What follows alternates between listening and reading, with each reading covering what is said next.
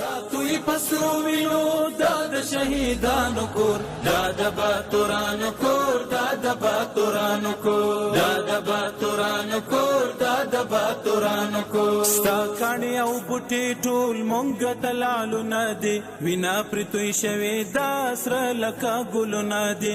کلی څوک نیولی شي دا د زمریانو کور، دا د باتورانو کور، دا د باتورانو. د لغمان ملي ټلویزیون درنو لیدونکو السلام علیکم. د نن شپې خبري ټولګي ته ښه راغلاست. نن چهارشنبه د 1404 هجري شمسي کال د عقرب یا لړم د میاشتې 28مه نیټه ده. تاسو تر دې دمه د افغانستان د ملي ټلویزیون د خپرونو لیدونکي وئ. اوس تاسو پام د لغمان د ملي ټلویزیون د خپرونو لیدو ته راګرځو، خو په سر کې هم پام وکړئ خبرونو ته. زه زین الدین حق یارم.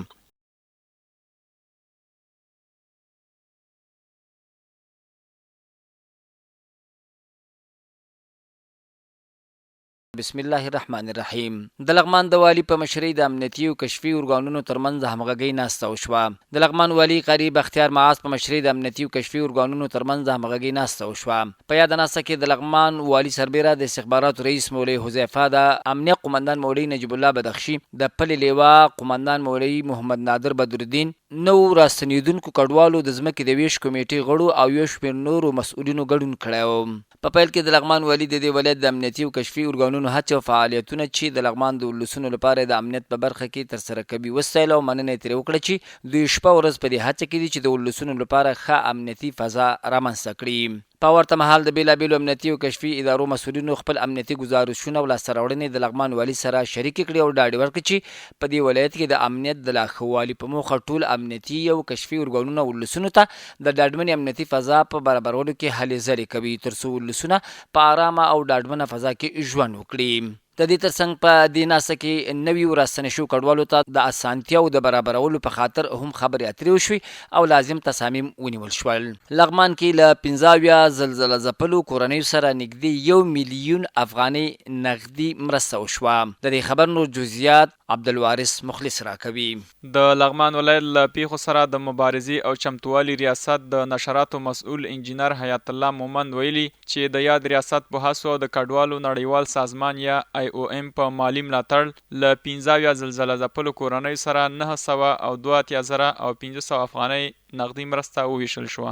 یا د مرسته د پیښو پر وړاندې د مبارزې او چمتووالي رئیس قاری خیر محمد غازی د یاد ریاست د مسؤلینو او کډوالو نړیوال سازمان د استازو پوښتون کې ترسره شوه چې پکې هرې مستحقې کورنۍ ته 14,000 او 100 افغانۍ ورکړل شوې. مرسته اخیستونکو کورنیو له یاد ریاست څخه مننه وکړه چې همیشه یې د ستونزو پر وخت د دوی لاسنیوی کړی دی او همدارنګه دغه مرستې د خپلو ژمنیو اړتیاوو د پوره کولو په برخه کې ګټورې وبللې.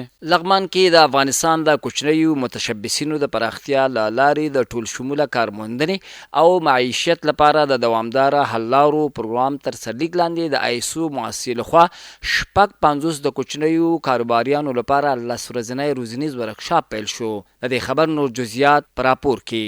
دا 10 ورځنی روزنیز ورکشاپ په افغانستان کې د کوچنیو متشبثینو د پراختیا له لارې د ټول شموله کارموندنې او معیشت لپاره د دوامدارو حل لارو پروګرام تر سرلیک لاندې د ISO مؤسسې لخوا 50 کوچنیو کاروباریانو لپاره پیل شو چې پکې 28 تنه نارینه او 28 ښځینه شامل دي. دغه 10 ورځنی ورکشاپ کې به کوچني او منځني متشبثین به سوداګریز پراختیاوي د کارموندنې چارې او په ضمن کې مارکیټ موندنه خپل محصولات ته او د مالی ثبات زده کړه وکړي. تجارتي بخش کې مونږ 50 متشبثین په لغمان ولایت کې هدف ټاکلی چې دوی ته به مونږ ورکشاپ ورکو او دوی ته به مونږ د کاري چارو مرسته ورسره کوو. د دې ترڅنګ د لغمان ولایت اقتصاد رئیس د اقتصاد د پیاوړتیا، بډاینې او پرمختګ په برخه کې کوچني کاروبارونه مهم یادوي.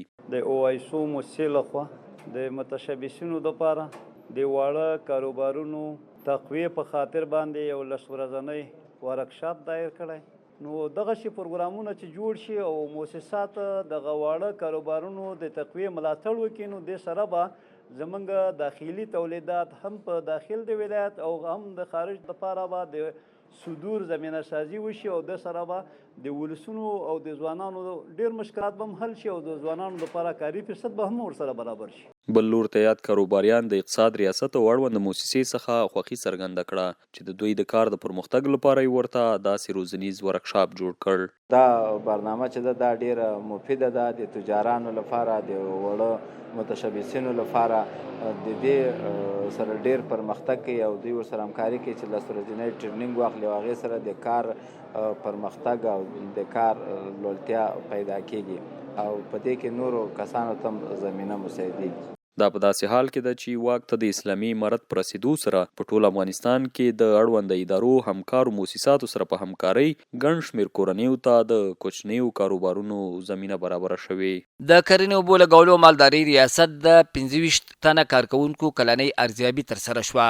د لغمان ولایت د ارزونې ولایتي کمیټې د ریاست الوزرا د عالي مقام د 154 غڼه هدایت پر اساس د لغمان ولایت د کرنې اوبو لګولو مالدارۍ ریاست د 25 تنو کارکوونکو مامورینو چې په دریم، څلورم، پنځم او شپږم بستونو کې په دندو بوخت دي د کړنو کلنۍ ارزونه ترسره کړه.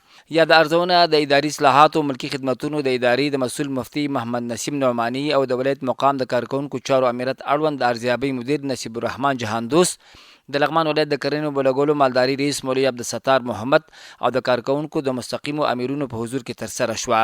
په دغه ارزونه کې د یاد ریاست د کارکوونکو کلنۍ پلان، د اجراتو کلنۍ راپور او د کلنۍ ارزونې فورمې تر تحلیل او څېړنې وروسته د ارزونې کمیټې له لوري عالي وارزول شوې او د یاد ریاست د کارکوونکو چارو عمومي مدیر حمیم الله ته د پاتې اجراتو په موخه وسپارل شوې. او وروستی خبر دا چې لغمان کې 10 مالدارانو ته د څارویو د غوجلو ترمیم لپاره اړین وسایل او توکي وویشل شول. د لغمان د کرنې اوبو لګولو مالدارۍ ریاست تر چتر لاندې او د افغانستان لپاره د هالند کمیټې په مالی ملاتړ د مرکز محتلام لسو اړمنو مالدارو کورنیو ته د څارویو د غوجلو د ترمیم په موخه 2 قلمه اړین وسایل او توکي وویشل شول.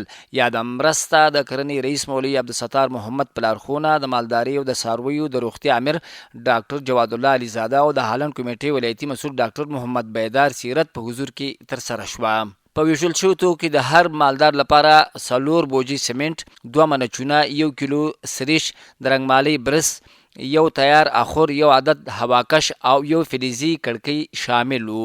د مسؤلینو په وینا د دغې پروژې موخه د اړمنو مالدارانو اقتصادي ملاتړ، د څارویو د ساتنې او حفظ صحي معیارونو ته وده ورکول او په ټوله کې د مالدارۍ سکتور پیاوړي کول او پراخول دي. درنو او قدرمنو لیدونکو د دې ساعت خبرونه ستاسو له ملتیا مننه کو بریډوسي.